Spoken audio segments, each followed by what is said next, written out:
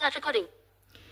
આજના જમાનામાં એક શીખવા જેવી વાત, જો તમે જમવા બેસો છો અને તમારા હાથમાં એક રોટલો છે તો એમાંથી તમે માત્ર પા રોટલો કાઢો અને કોઈ ભૂખ્યું છે એ વ્યક્તિને તમે પા રોટલો આપો અને એનું પણ પેટ ઠારો.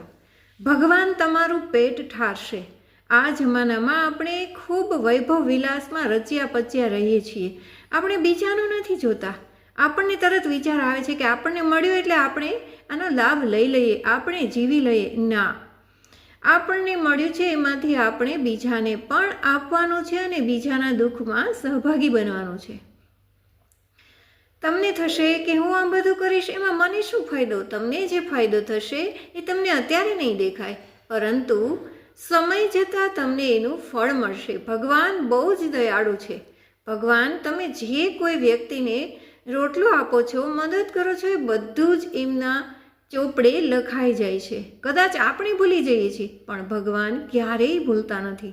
હંમેશા આ વાતને યાદ રાખજો.